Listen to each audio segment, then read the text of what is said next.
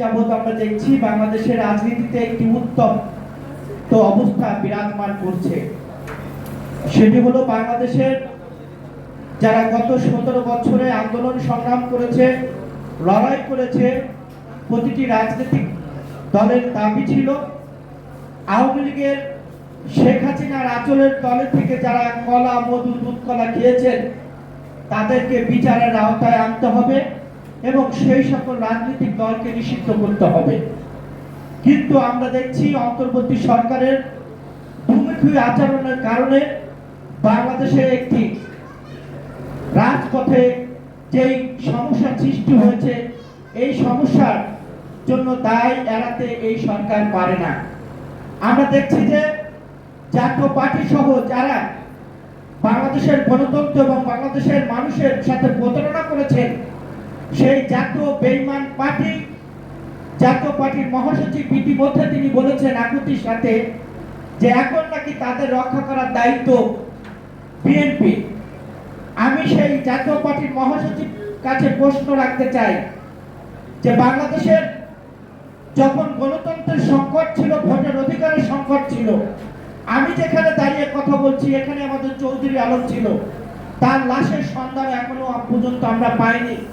কিন্তু তার চেয়ারম্যান ভারত থেকে এসে তিনি বলেছেন এই ভোটে যখন বাংলাদেশের মানুষ শেখ হাসিনার অধীনে ভোটে যাবে না, সকল রাজনৈতিক দল এক হয়েছে, কিন্তু এই মুনাফিক জাতীয় পার্টি, জাতীয় বেঈমান পার্টি সেদিন ভোটে গিয়েছিল শেখ হাসিনাকে বৈধতা দেওয়ার জন্য। যারা জনগণের সাথে প্রতারণা করেছে, যারা জনগণের সাথে বিশ্বাসঘাতকতা করেছে, তাদেরকে সেভ করার দায়িত্ব কিন্তু বিএনপির নয়। বাংলাদেশের জনগণের সিদ্ধান্ত এখন, এদেশের জনগণ সিদ্ধান্ত নিচ্ছে। গত 17 বছরে যারা বাংলাদেশের ভোটের অধিকার গণতন্ত্র নিয়ে যারা ছিনিমিনি খেলেছে, তাদের বাংলাদেশের রাজনীতি করার অধিকার নাই। কাজেই জাতীয় পার্টির মহাসচিব কি বললো না বললো এদিকে কিন্তু আমাদেরকে কান দেওয়া যাবে না। বাংলাদেশের জনগণ সিদ্ধান্ত নেবে বাংলাদেশে কে রাজনীতি করবে বা কে করতে পারবে না।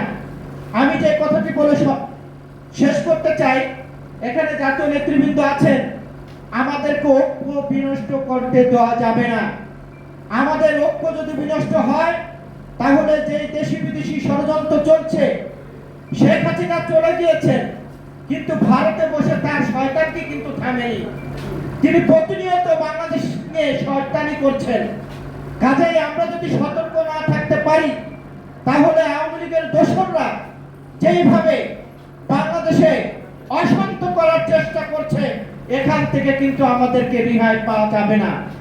আমরা যদি সতর্ক থাকতে পারি, আমরা যদি ঐক্যমত থাকতে পারি, তাহলে 5ই আগস্টে যেভাবে শেখ হাসিনাকে তাড়িয়েছি, ইনশাআল্লাহ বাংলাদেশের প্রশাসন থেকে শুরু করে যেখানে শেখ হাসিনার দোসর আছে সকলকে তাড়াতে আমরা সফল হব।